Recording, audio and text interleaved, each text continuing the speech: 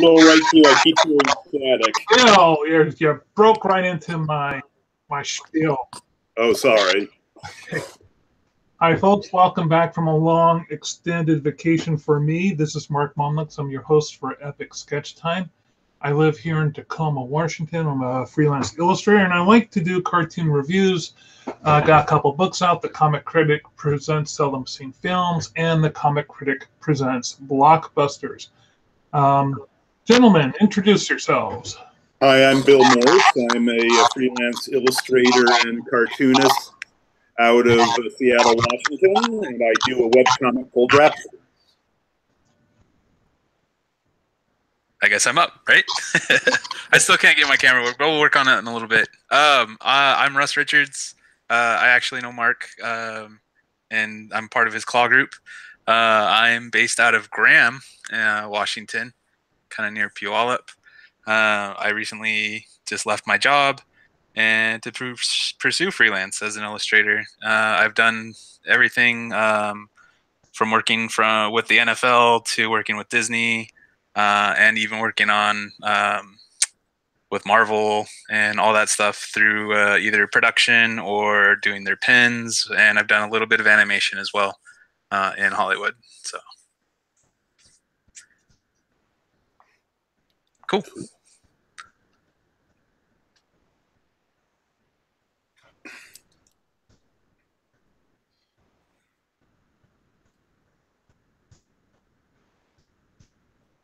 I'm going to start screen sharing in just a moment. Cool. I'm sending out a Twitter right now. Off it goes. So if anyone is watching this and, well,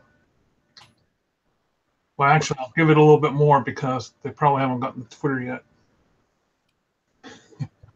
But if you are trying to get in and you're having some issues, Russ said that his said, please wait. Just do what he did, close out and re-enter again. I've sent out the invites a couple of times now. Hopefully, a couple more people will join us. I didn't send out an email to a lot of people this morning. Some of the group is very familiar with me doing that instead. Now, while you guys are working on that, I am going to set up my camera so I can start sharing my screen. I'm trying to decide if I'm going to be working on some sketch notes I did last week where I'm going in and I'm editing them because I'm a terrible proofreader. So I let my clients do all my proofreading for me. Nice.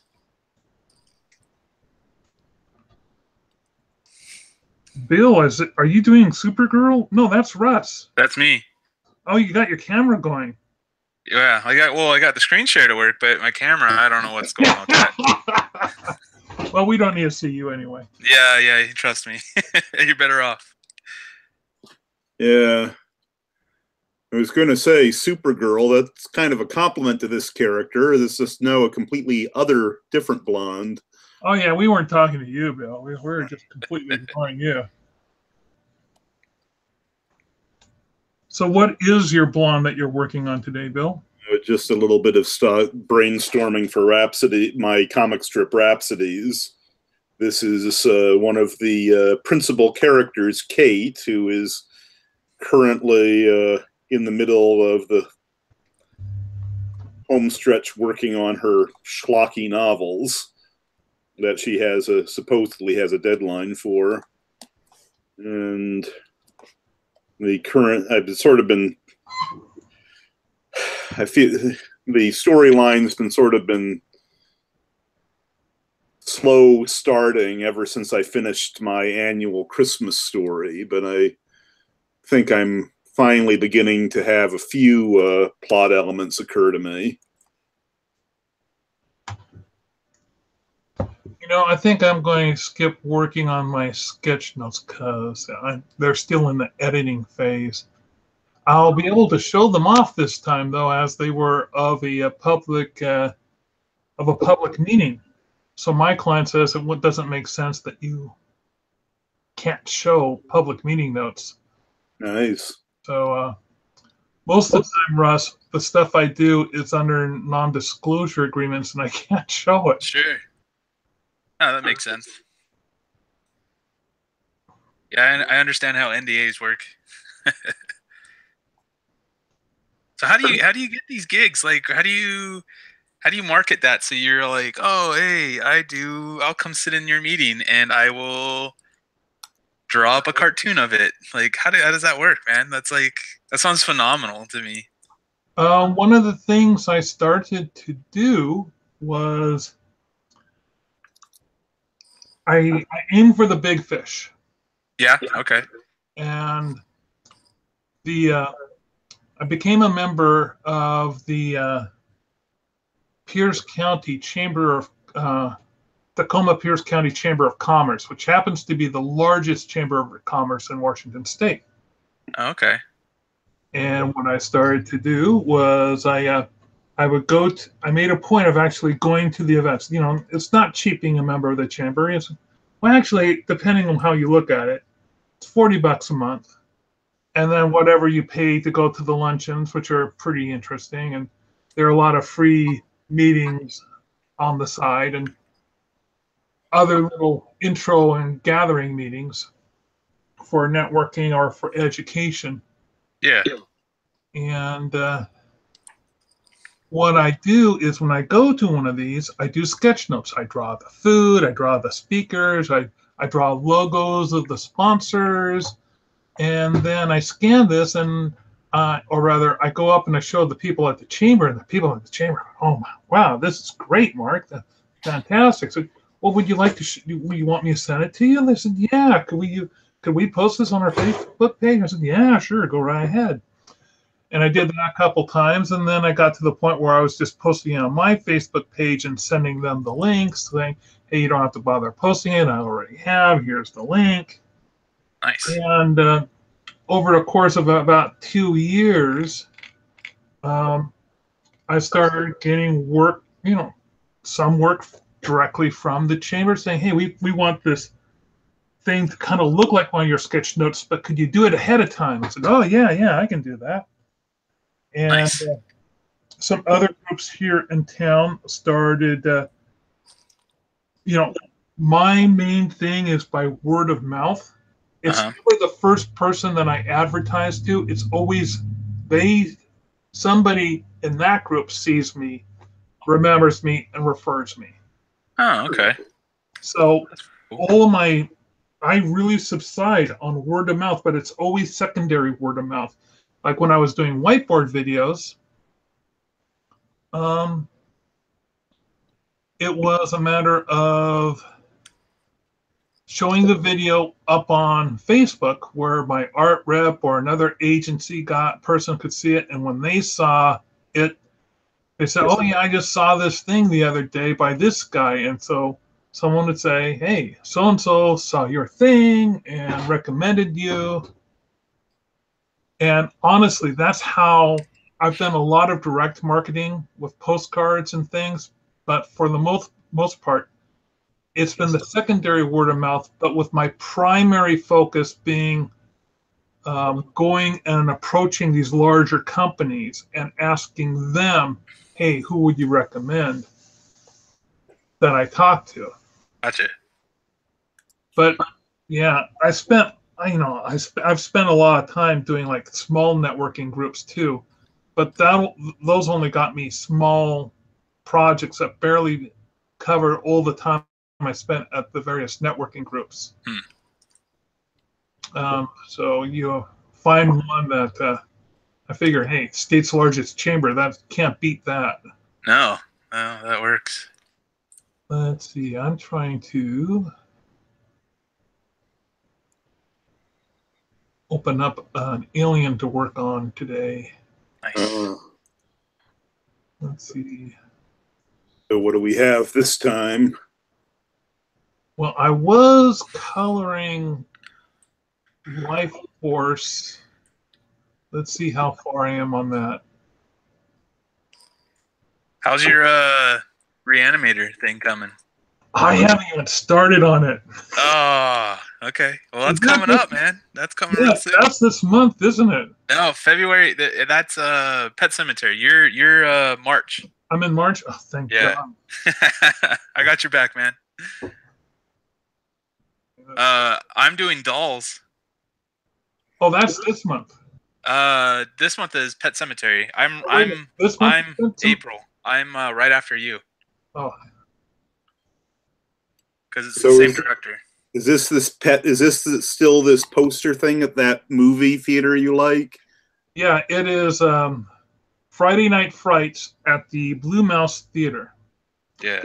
Okay, so do you recognize this lovely creature? Ooh. It does look familiar. I'm trying to place it. Well, it only showed up on screen for 5 seconds. Okay. Yeah, I don't remember that one. This is from Life Force. Oh, yeah, that weird vampire movie. Yeah, that weird vampire movie. The alien vampires. So, Russ, this is how I quickly do my my posters. I have an outline layer. Yeah. And then I have a basic. I like to put my basic coloring blocks on specific layers. Sure. Like this is actually 100% red, but I put it on a layer and I knock it down. This way I can just control the opacity by the layer command. Yeah. Oh yeah. And I do the same thing with my tints and my tones. Oh, okay. And that way I can make really fast adjustments on the fly. You know that you can put it into overlay and do the same. You know, I've never gotten the hang of overlay. No, I love overlay. I like right now I'm using Illustrator and I can do the same thing in Illustrator just by using overlays and highlights and screens. Yeah, I need to. I think part of my my issues come from being from the first beta version.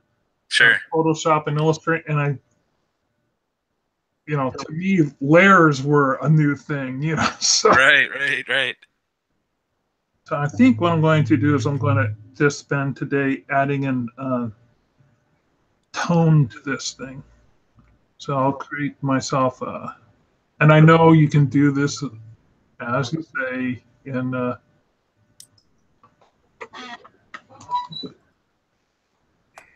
what's the word? I even forgot the word already. For what? What are you trying to?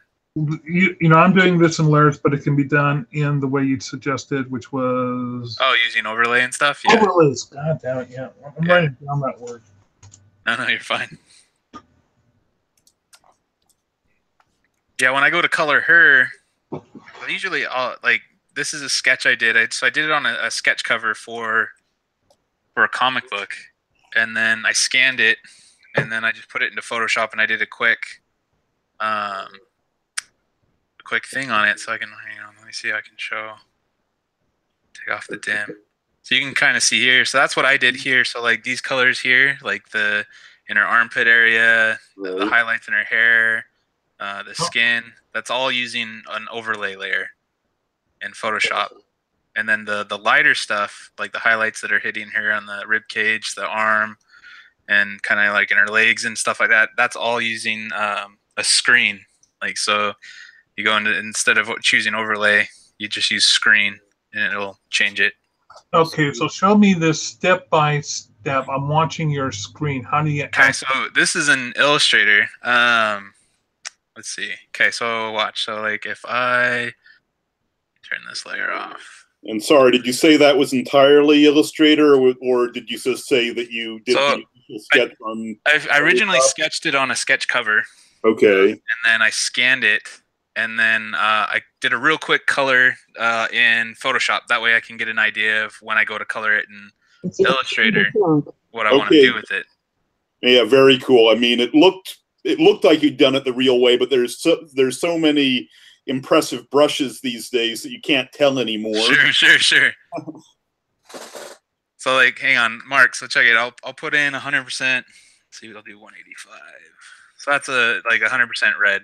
Mm-hmm. And so then what I'll do, if like I have it on top, in Illustrator, it's in the transparency mode.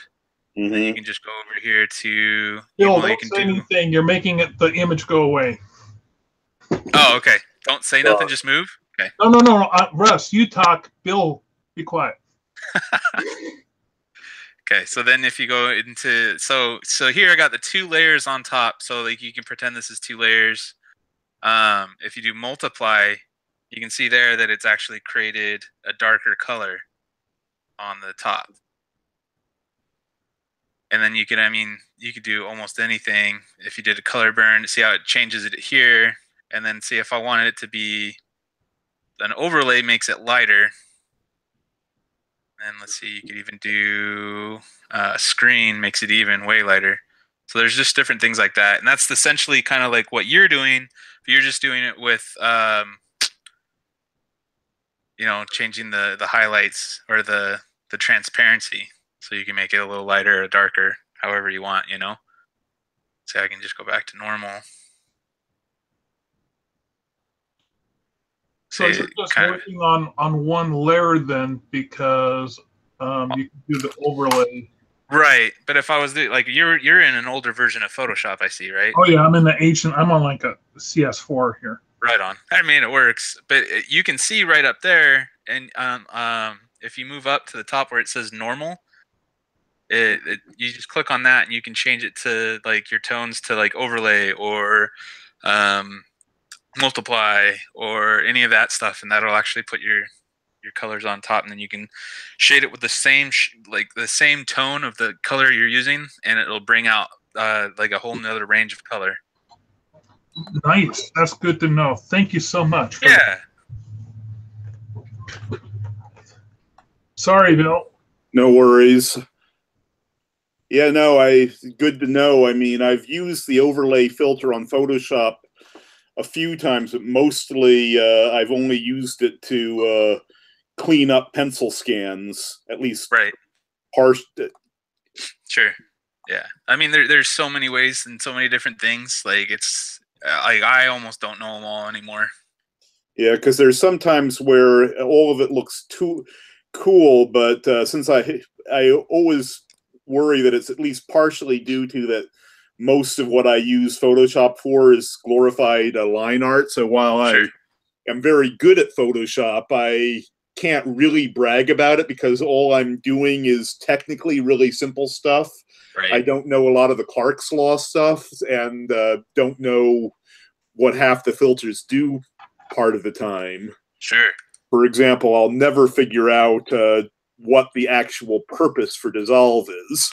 Yeah. Oh, yeah. There's like so many different things that you can do, and it's just to get different looks. Like different things that you want it to look like. Mm-hmm. So Russ, you mentioned that you managed to get yourself a nice little animation gig. Are you still looking for additional work this month on top of that? Sure. I mean, yeah, like anything I can get them, like I don't think I'm stretching myself too thin, quite yet. So, I mean, I got that, I Love Comic-Con thing in Vancouver coming up. And I just have a few things. I want to get this Supergirl done, and I want to try to I have a Hellboy one that I want to get done. But other than that, like, yeah, I can most definitely still bring on a couple more projects for sure. What I mean is, are you actively seeking them out yourself? Yes, most definitely. I actually just had an interview with a headhunter for Microsoft. I don't think anything will come of it, but we'll see. They're looking for a photo editor and like a illustrator.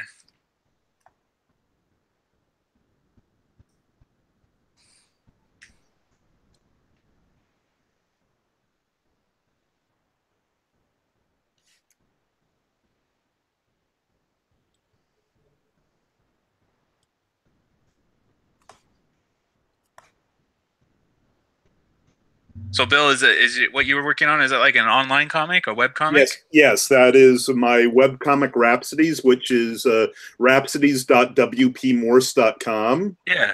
And if anybody is interested, it is well. Here's as I speak. Here is the page itself. It updates, and I will move the link to the Hangouts for everybody to check out. Nice. It updates weekdays unless I'm feeling masochistic and have an idea for a Sunday strip. I try not to, because those bleeping things. I am not using hyperbole when I say fully not counting the planning part. A Sunday strip averages a day minimum. Right on.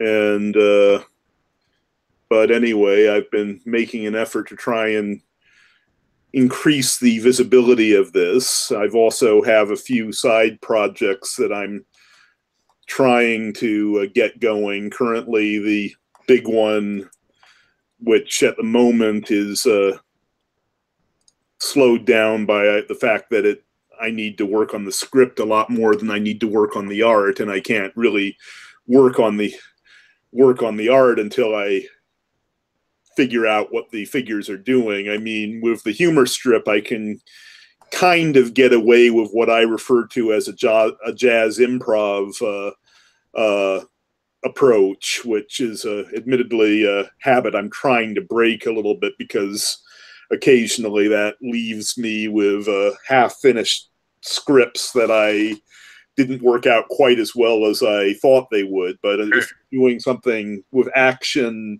and that is remotely more action and more drama, that is definitely not a habit you want to start. You definitely want, at the absolute least, a thorough outline. Yeah. Yeah, in animation, we call that scene to scene. Yeah. So, like, yeah, it makes it, sometimes it makes it more fluid and makes it look a lot nicer, but at the same time, it ends up a lot more work in the long run. When it works, it's a religious experience where you get an idea that's better than the half-baked idea that you had when you were drawing the figures talking. But when it doesn't work, you're just wasting stock art. Exactly.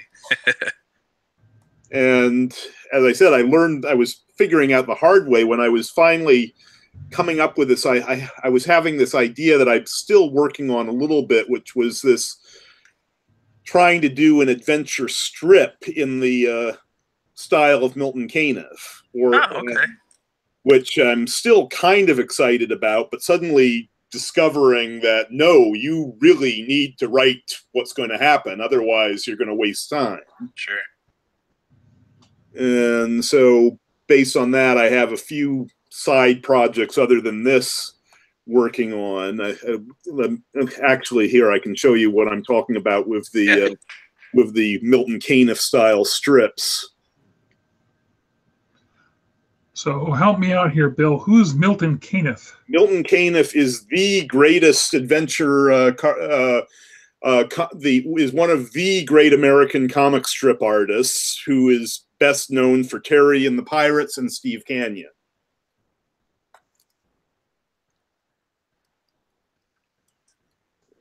Just a second. Is my screen still sharing? It's blank on mine now. Yes, no, it is. Sorry. Yeah, Derek, it came back up. Did it? Okay. Well, that's weird. Now it's I see it when it's small. Say something, Russ. Okay. Is it working? No? Maybe? Stop screen sharing and then come back on, and maybe I'll do it again. Okay. Let me try that.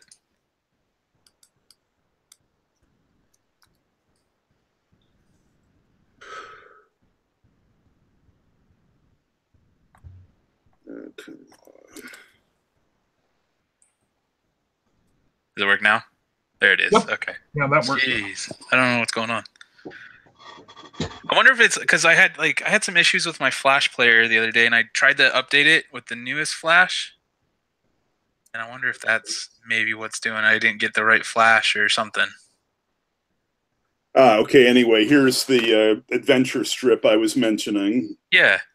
I was sort of deliberately beginning to experiment more with, after having doing a black and white strip, starting to experiment with the starting to color again, though going for deliberately flat newspaper approach, and also forcing myself to draw a lot more realistically.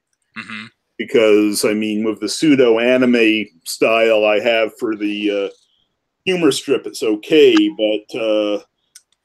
but for stuff like this, where a character where there's an instance where the character's appearance is a very important plot point, I have to make it clear that she looks like that the individual looks like the way I drew her, as opposed to it being a stylistic choice. Sure.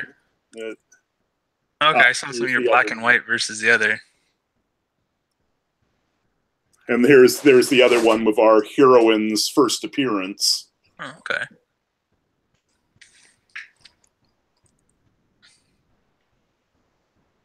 It was rather interesting. At first, I was sort of liking the idea of doing the adventure comic strip, partially because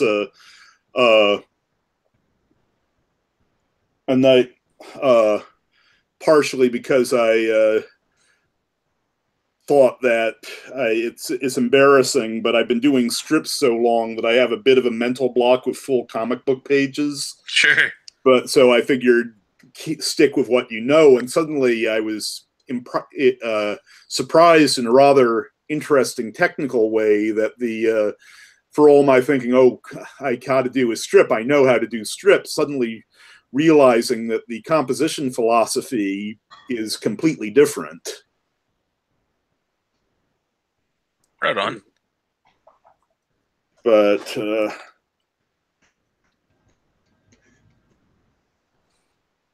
that's where that is. And so the other other ones I've been working on is the space opera that I've been dabbling with for forever, and which is was having fun with that because I've been experimenting with limiting myself to 10-point markers, which creates this really cool retro, almost woodblocky look to it. Nice. And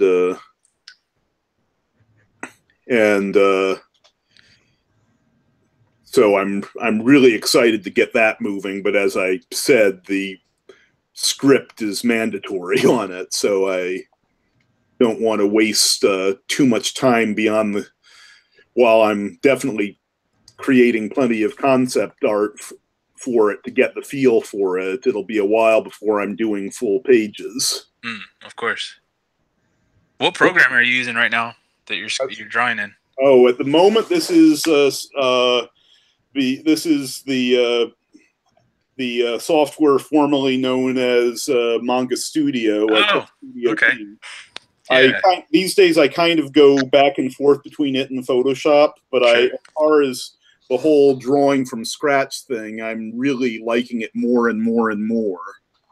Very good. I mean, for example, the thing I like about it the most, which is that unlike Photoshop, straight lines are easy. Yes. And then, or even better, the curves. So that makes doing backgrounds, which usually are my weakness, which I cheat on as much as I can get away with, much, much easier. But having said that, I still find Photoshop more valuable for the post-production. Nice. Yeah, I mean, for all Manga Studio saying that, oh, we're doing comic books all the way, and here's how you do word balloons. Their text functions aren't as good as they say they are. Sure. So for that, it's easier to do it on Photoshop, which once you get past CS4 are quite good. Yeah. Yeah, I use CC, so I got the most updated stuff. Yeah, I know I'm going to be forced to use CC pretty soon, but at the moment I'm letting myself get dragged for as much longer as I can get away with it. Oh, for sure. And thankfully, because I'm doing mostly line art, I can get away with it a lot longer. You right there, Mark? Oh, something went down the room too. Uh-oh.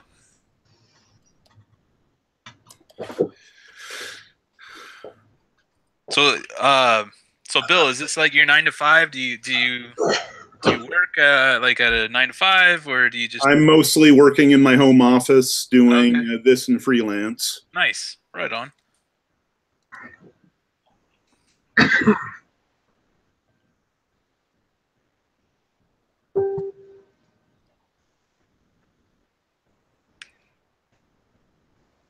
So how many people normally come to these? Oh, let's see. We've had upwards of 6. Oh, right on.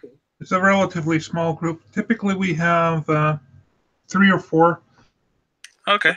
We have one member that I'm kind of surprised he's not here today, and that's Ian. He was and it could be anything keeping them out. It could be technical difficulties, which is why I'm always looking for possibly switching over to a different type of software. Yeah, I know we were talking about that. I remember Ian having trouble last time, wasn't he? Yeah, he was having trouble last time. It shows in my little bar here that says that Ian left 29 minutes ago. What? That's what it says Ian left the hangout 28 minutes ago. So I wonder if maybe it was technical difficulties that he had.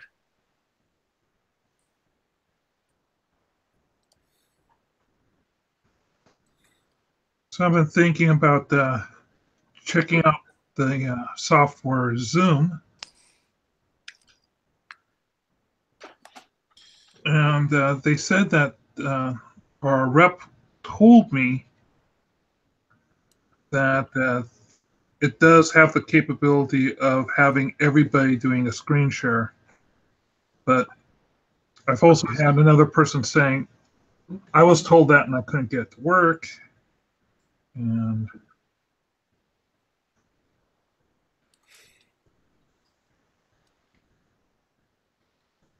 so I guess I'll only find out if I actually go ahead and try it.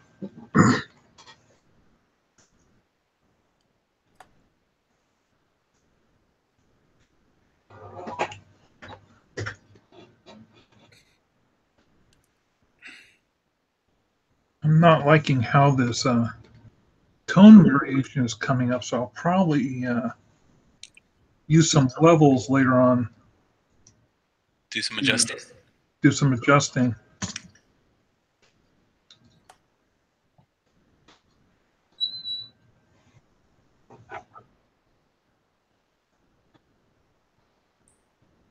So did anyone see any new movies this week? Bill, I know you saw something.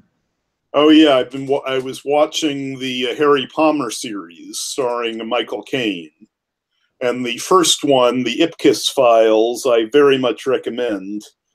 The second one that I saw, Bullet to Beijing, not so much. It was a made for television movie, and pretty much all I can say about it was competent. And then I went and saw Coco for a second time. Nice. Which I am really loving the look of it. The set designs on it are just blowing me away. There's this, I keep forgetting the name, the actual term, the trolley that functions as an elevator.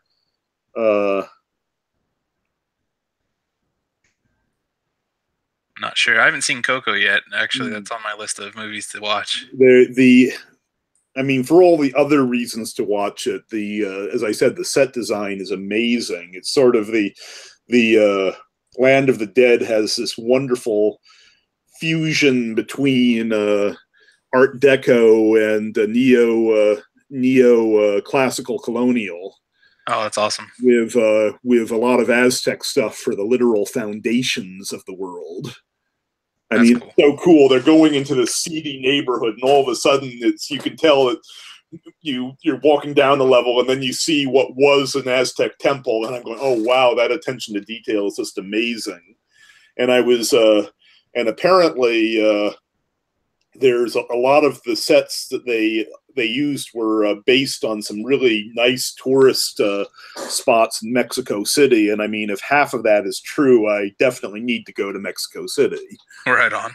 I mean, it's just absolutely gorgeous. I mean, apparently two of the pieces are based on these really well-known hotels, but just what Art Deco aspires to be.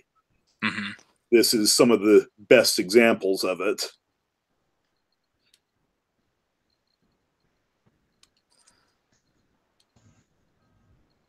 And so I think I definitely would put this on my top 10 list for Pixar. Nice. I watched the Lovely Bones, which came out I think 10 years ago. Yeah, that's with Jennifer Lawrence, isn't it? Or yeah, I think it's Jennifer Lawrence. Yeah. Yeah. I just watched that new Cloverfield on Netflix right now. Yeah, I watched it last night. I didn't realize it was out yet. I just saw the advertisement for it on at the Super Bowl. Yeah, it was a Super Bowl. So at like the second the Super Bowl ended, it like they put it up. Ah. So I immediately switched over and started watching that last night. Oh, and speaking of Super Bowl endorsements, anybody have a opinion on the Solo movie just yet? The Solo movie? Yeah, they dropped the official trailer today. Yesterday was the preview to the official trailer for the Han Solo movie, Star Wars. Oh, I didn't see it. Oh yeah, it's all over Facebook, man. You just got to get up on there, check it out. I'm not sure what I think of it just yet, but I mean, as a fan of Han Solo being one of my preferred characters, because I always liked the whole old underside of seedy side of Star Wars more than the Jedi stuff. Yeah. So this is so I am definitely its target audience. Mm-hmm. I do like that they, because I mean, for the longest time, he always talked about how he was part of the Empire, but he was kicked out of the Academy or whatever. Yeah, I think that was from some of the from some of the standalone novels. Yeah, the novelization of it all. Yeah, because I only read one of them as a kid. Oh, okay. So back to the Cloverfield thing. Yeah. On a scale of 1 to 10. Ooh. I give it about a 6, maybe a 5. Not that grand. No, like they could have done so much more. Like there was some weird stuff. Definitely some weird things. No spoilers, please. Yeah. Okay, no. It's all. Yeah, you need to watch it. But they definitely could have done a lot more. I don't know if it's a 5. Do I really need to watch it? Well, did you like Cloverfield? Did you like the first Cloverfield? Not so much. The Cloverfield Lane I liked. Oh, okay. So this has nothing to do with Cloverfield Lane. It's the origin story of Cloverfield and why that creature exists in our world now. Okay. I mean, the trailer made it look like it was happening in some orbiting habitat. Kind of. No spoilers. I'm just saying what the freaking trailers said. There's. You could watch the trailer and it'll explain it all. But yeah, it just more or less kind of touches base on what's going on, like in why that creature appeared. Okay. So, but yeah, I mean it's not bad. Almost like a prequel. Yes, exactly. It very much so.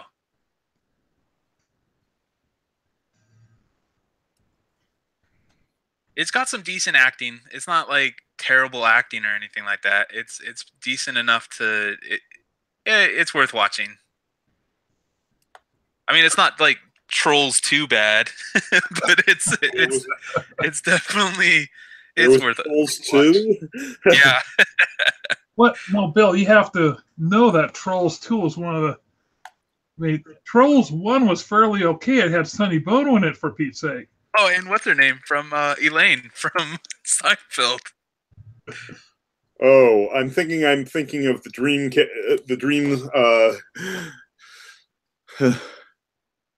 The Dream? No, I'm being awful today. Dream. The Studio. The Studio. Oh, with the hair. Yeah. Yeah, I know what you're talking about. No, different.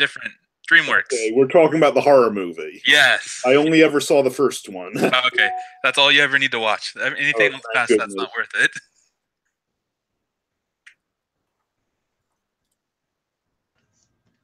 Every week, Bill goes to a Scarecrow video and finds interesting selections. Nice. I like to take full advantage of their the breadth and the depth of their collection to get myself out of my movie watching comfort zone. Gotcha. As after all, the stuff I'm a uber fan of, I can get at the library. Right.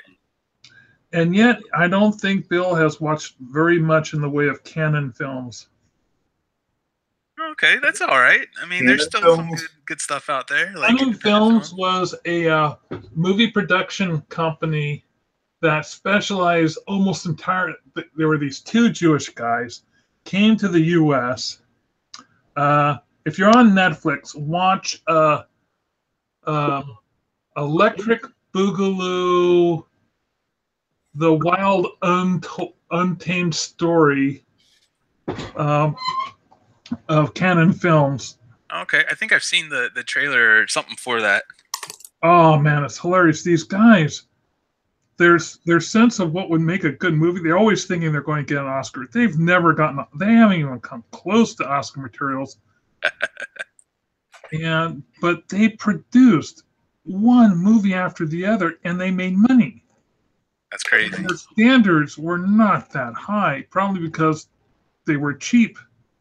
You know, and a couple of them did okay. They did, they didn't do the original Death Wish, but they did all the sequels. Oh, okay. So they thought that they would do what the Warner Brothers did back in the day and said, "Oh, we'll get some big name actors." And their big name actors were,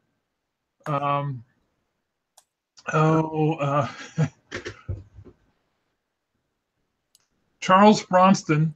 Yeah, I was just gonna say Charles Bronson. He was in Death Wish. Dolph Lundgren, and let's see, who's the other one? Oh, who played Walker, Texas Ranger? Oh, Chuck Norris. And Chuck Norris. Nice. So. They may not have done. I'm wondering if they did Universal Soldier. They did all the sequels to Universal Soldier. Okay, with Van Damme. Yeah, let's see. They also used Van Damme. Yeah. Some of those movies were the great, like the best. But if you have you ever heard of a website called Letterboxd? No, I haven't. Okay, so go Letterboxd, except that you leave the E out of the word. Okay. And basically, it's like a Goodreads, but for movies. Oh, nice. So you can track all the movies. Bill's on there. I'm on there. Okay. I've listed like over 3,000 movies. Wow, I haven't gotten past 500 yet. I watch a lot of movies, Bill. But yeah, and you can look for canon. What's nice about this website is they have You may not find a link to where you can buy every website, but they do list the names of every movie ever made. Oh, that's awesome. Yeah, there's one thing that impressed me is how good their database is, because I've been watching some really, really, really obscure things, and I'm surprised that it comes up when I enter it in. Yeah, they've come up with movies that I haven't seen in years, that I might have seen when I was a kid, but never got past the relicensing phase Gotcha. or re-released. Never made it to VHS, let alone to video. Oh, okay. And it's called, what is it called? Letterbox? Letterboxed. Letterboxed. Okay. Yeah, I'll send you a link. Yeah, that'd be awesome. Yeah. And I watched you will waste hours. Yeah. Here's a quick tip. When you mark something as whether or not you've seen it or liked it, yeah, make sure that you also give it your star rating at that time, because it rates on a scale of 1 to 10. Okay. Otherwise, you'll be kicking yourself 2,000 movies in that you didn't do that. Is that what you did there, Mark? Yeah. I sort of did that when I was sort of working on my initial my first list, but that my excuse was I was being distracted by finding the list of all the stuff that I'd reviewed for my Scarecrow nights. Oh, nice. And so it's amazing that list is almost 1,000. It's pretty darn big. Wow. I was very surprised that I'd watched all of them. And then and then making lists for this is half the fun of it. Oh, for sure. I mean, Mark has one for each of his books, and then a few other fun stuff. At the moment, I've only done 3 besides my review list. One for fantasy and science fiction world building, one for well done period films. When I say period films, I'm talking historical films that recreate the period well. So having said that, a good historical film is not necessarily a good period film. Gotcha. Based on what I just gave as a definition. Yeah. And then finally, I just started one on Shakespeare adaptations. Oh, okay. Oh, Mark, I was meaning to ask you, as far as how broad I put my definition of Shakespeare adaptations. I mean, for the most part, there's a few where them being Shakespeare adaptations is a stretch, but most of the ones that I've done so far are still blatantly they're using the story, but there's a few of them where it comes off more of just an outline. So I'm wondering, does Forbidden Planet and Lion King count for my list? I definitely think I will ignore Lion King, but I'm still scratching my head on Forbidden Planet. Nice. You're going to have to make the argument there for me, Bill, because I'm not. Everybody says that Forbidden Planet is a sci-fi version of The Tempest. I don't see that. I really don't.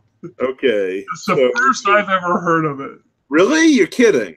No, that's the first time I've heard that theory. I don't believe you. Hey guys, I gotta bounce. I got a physical therapy I gotta go to. Oh, yeah, it is time. So you've been watching another episode of Epic Sketch Time. If you'd like to join, go to Epic Sketch Time on Facebook. You'll find a link. Sign in to the link to sign up for our mailings. And I'll see you gentlemen next week. Sounds good. Look forward to it. Nice meeting you, Bill. Likewise. Yep. Bye, Mark. Bye, Russ.